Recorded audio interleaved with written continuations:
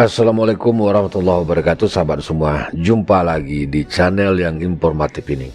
Jadi sahabat semua, seperti yang kita ketahui bahwa PSSI di bawah kepemimpinan Bapak Erick Thohir betul-betul menunjukkan kemajuan yang sangat luar biasa. Dan ini menimbulkan perhatian dan minat dari banyak para pemain diaspora yang tertarik untuk bergabung dengan timnas kita. Jadi betul-betul hari ini timnas kita menjadi pusat perhatian dari para pemain keturunan kita dan juga dunia internasional. Ini dibuktikan dengan banyaknya para peminat dari penonton, dari orang-orang asing yang ingin menyaksikan pertandingan yang dilakoni oleh timnas kita dengan timnas-timnas lain.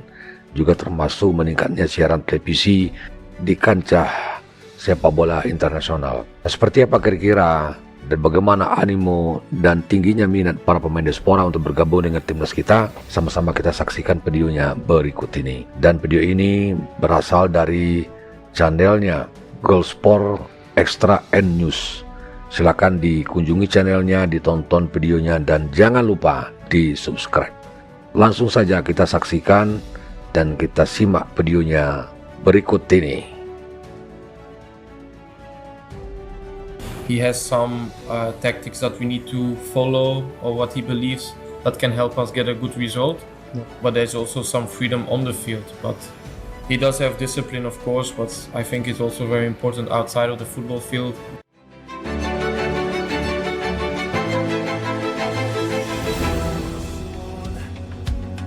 With a thousand island spirit, fierce and bright, Indonesia march forward into the night. Seperti itulah yang dikatakan oleh Shandy Walsh baru-baru ini, terutama saat dirinya baru saja bertemu dengan calon naturalisasi Indonesia, Jero Redwood, dalam lanjutan Liga Belgia. Shandy Walsh mengatakan kalau untuk saat ini banyak para pemain keturunan dari Eropa yang menghubunginya dan ingin sekali menjadi bagian dari timnas Indonesia. Nah, melihat itu semua, jelas membuat Indonesia benar-benar dipantau oleh negara-negara tetangga. Dan selain Vietnam, sekarang ada Thailand yang bahkan merasa agak janggal dengan pergerakan PSSI dalam mencari pemain keturunan top dari Eropa. Sampai akhirnya, dalam waktu dekat, Indonesia beneran akan jadi tim ASEAN rasa Eropa dengan kualitas yang berbeda. With each step, with each goal we score, we carry the hopes of those who came before. In the echoes of history, our voices blend. To the World Cup, our journey ascends. Red and white. Ya, seperti kita tahu, kalau dalam beberapa tahun terakhir PSSI telah menunjukkan reformasi besar-besaran, terutama sejak menunjuk Pak Erick Thohir sebagai ketua PSSI yang baru, perubahan demi perubahan terjadi di kancah sepak bola Indonesia. Mulai dari menambah kualitas wasit dan kini mulai menggunakan VAR, membenahi kualitas liga menjadi lebih sehat bebas akan mafia, hingga membenahi kualitas timnas Indonesia dengan mendatangkan banyak pemain-pemain keturunan dari benua Eropa. Bahkan tak main-main, para pemain keturunan yang didatangkan merupakan sosok yang menjadi andalan timnya masing-masing. Sebut saja Jay Itzas, Marcel Gers, Shandy Walsh, Kelvin Dix, hingga Kelvin Verdong. Pemain-pemain tersebut bahkan berhasil membawa timnas Indonesia mampu bersaing di babak kualifikasi Piala Dunia 2026 ron 3. Benar-benar. Timnas kita luar biasa hari ini ya. Dan sebentar lagi kita akan menghadapi laga dengan Australia ya, kemudian dengan Bahrain, China, dan terakhir dengan Jepang ya.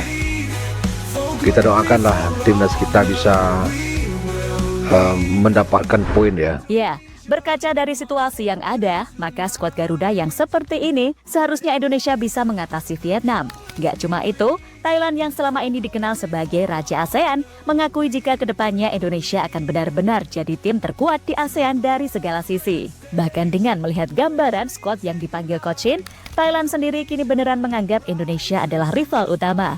Dan mereka nggak ragu mengatakan timnas Vietnam sekarang udah basi. Timnas Vietnam sudah kadaluarsa, saat ini berubah menjadi tim biasa saja. Vietnam secara bertahap menjadi tim yang sangat biasa. Kekuatan sebelumnya dari tim ini sudah benar-benar hilang di bawah asuhan Philippe Troussier. Sekarang rival utama kami adalah Indonesia dengan para pemain naturalisasinya, tulis media Thailand Spotruit.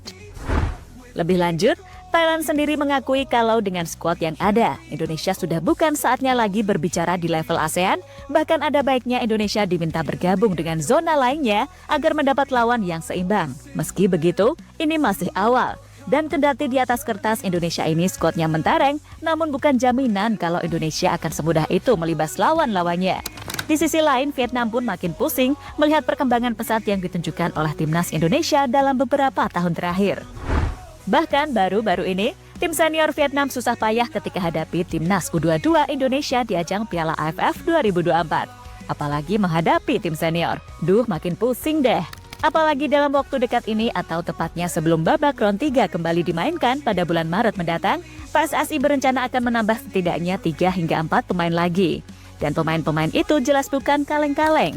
Mulai dari Ole Romani yang merupakan striker andalan tim Utrecht di Liga Belanda, Mauro Zistra, sosok pemain muda potensial, hingga Jairo Reduwold, sosok gelandang serba bisa yang pernah bermain menjadi andalan tim Ajax Amsterdam dan juga Crystal Palace di Premier League. Dengan bergabungnya para pemain-pemain di atas, jelas akan membuat timnas Indonesia makin sempurna. Ya, kita hanya butuh kesabaran ya, menunggu timnas kita mampu menunjukkan tajinya ya di kancah internasional ya. Indonesia jadi panutan negara-negara ASEAN. Sementara itu, dengan perkembangan pesat yang ditujukan timnas Indonesia dalam 2 tahun terakhir, menimbulkan rasa iri negara-negara tetangga. Malaysia contohnya. Mereka cukup iri dengan perkembangan sepak bola Indonesia. Bahkan baru-baru ini, FAM secara terang-terangan mulai mengikuti langkah-langkah yang dilakukan oleh PSSI. Termasuk mendatangkan pelatih asing dan pemain-pemain keturunan dari penjuru dunia. Di Indonesia, sepak bola dipandang sebagai proyek nasional, mungkin sampai dibahas dalam rapat kabinet. Kita harus belajar dari pendekatan ini, ungkap Firdaus Mohamed dikutip dari New Straits Times. Ia juga mendorong pemerintah Malaysia untuk meningkatkan insentif seperti pengecualian pajak yang lebih besar untuk menarik lebih banyak sponsor korporat ke dunia olahraga, khususnya sepak bola. Federasi Sepak Bola Malaysia merasa iri dengan dukungan besar yang diberikan pemerintah Indonesia kepada PSSI berupa kucuran dana 277 miliar untuk program sepak bola pada tahun 2025. Sebagai perbandingan, pemerintah Malaysia hanya mengalokasikan 15 juta ringgit Malaysia atau sekitar 54 miliar untuk mendukung sepak bola nasional pada periode yang sama. Ketua Komite Kompetisi Lokal FAM Firdaus Mohamed menyoroti perbedaan besar ini sebagai cerminan keseriusan Indonesia dalam membangun sepak bola sebagai proyek nasional.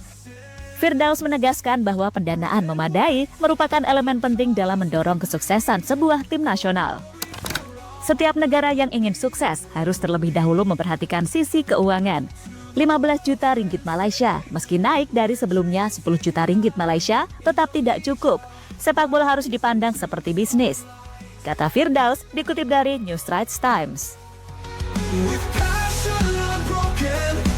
Ya, karena sepak bola sekarang ini bukan sekedar mengikuti kompetisi ya, tetapi memang sudah menjadi industri ya. Dan itu memang harus dikelola secara profesional ya, termasuk dari suntikan dana segar ya.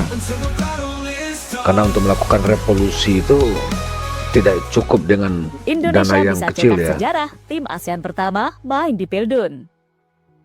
Hasil positif lawan Arab Saudi di Stadion Utama Gelora Bung Karno, Jakarta membuat Indonesia kini naik ke peringkat ketiga klasemen dengan mengemas 6 poin. Timnas Indonesia hanya terpaut 1 poin dari Australia yang nangkring di posisi kedua atau posisi terakhir untuk lolos langsung ke Piala Dunia 2026. 1 dari 2 tiket lolos langsung dari grup C hampir pasti jadi milik Jepang. Tim asuhan Hajime Moriyasu begitu superior karena sudah membukukan 16 poin dari 6 pertandingan. Dengan situasi saat ini, Timnas Indonesia tidak boleh lagi terpeleset jika ingin menaikkan target lolos di babak ketiga ke Piala Dunia 2026. Pilihan itu saat ini mungkin untuk dicapai. Marcelino Ferdinand dan kawan-kawan masih akan tandang ke markas Australia pada 20 Maret 2025. melakoni 2 laga kandang kontra Bahrain dan Cina, serta laga pamungkas di kandang Jepang. Jika ingin lolos langsung, Indonesia wajib meraih poin saat dijamu Australia. Setelah itu, kemenangan mesti diamankan saat bermain di kandang melawan Bahrain dan Cina. Laga kontra Jepang juga tidak kalah krusial. Tambahan 1 poin di kandang Jepang berarti kesempatan yang lebih besar untuk mengamankan tiket ke Piala Dunia 2026. Andai skenario ini terwujud, timnas Indonesia akan mengoleksi 14 poin. Angka psikologis ini cukup untuk membuat Indonesia mendampingi Jepang ke Piala Dunia 2026. Dengan catatan, Australia tidak meraih hasil bagus setelah menjamu timnas Indonesia pada 20 Maret 2025. Dari segi jadwal, Socceroos masih akan bertemu 2 lawan berat, yakni Jepang dan Arab Saudi setelah bersua Indonesia. Potensi Australia gagal meraih hasil maksimal di 2 laga melawan Jepang dan Arab Saudi cukup terbuka. Jadwal yang tidak menyenangkan juga dimiliki Arab Saudi karena masih melakoni laga tandang melawan Jepang dan Bahrain serta menjamu Australia. Dan jika Indonesia bisa lolos ke Piala Dunia 2026, jelas akan membuat negara-negara di Asia Tenggara makin menaruh respek besar. Karena Indonesia akan jadi negara ASEAN pertama yang bermain di Piala Dunia, dan itu akan menjadi sejarah baru. We carry the hopes of those who came before. In the echoes of history, our voices blend. To the World Cup, our journey ascends. Dan terlepas dari apapun, pokoknya mah kita selalu berikan dukungan yang terbaik untuk perjuangan Indonesia di sisa laga babak round 3 ini.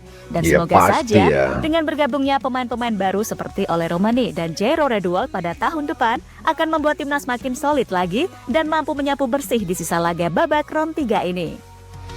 With passion unbroken, with courage as our shield, Indonesia. Kita doakanlah ya, sama-sama kita dukung timnas kita. To the 2026. Ini kesempatan kita lolos ke Piala Dunia ya. We stand as one until the battle is done. Kita tak sabar ya, menunggu tahun depan ya, menunggu laga lawan Australia ya. Ya, demikian sahabat semua, sudah sama-sama kita saksikan bagaimana informasi berkenaan dengan banyaknya para pemain diaspora kita yang berminat bergabung dengan timnas kita. Dikarenakan memang timnas kita sudah menjelma menjadi tim besar ya di kawasan Asia ya. Bahkan Thailand juga mengakui bahwa hari ini Indonesia bukan lagi menjadi tim yang bisa diabaikan ya, atau bukan tim yang dulu ya. Bahkan revolusi dari timnas kita dianggap sebagai suatu hal yang sangat luar biasa, dan ya tidak semua negara mampu mewujudkan ya. Jadi kita berterima kasih dan bersyukur atas kepemimpinan Bapak Erick Thohir, sehingga PSSI betul-betul mampu melakukan introspeksi dan perubahan-perubahan besar dan revolusi sepak bola Indonesia. Demikian sahabat semua, terima kasih kebersamaannya, ketemu lagi di video reaction berikutnya. Wassalamualaikum warahmatullahi wabarakatuh. Salam olahraga.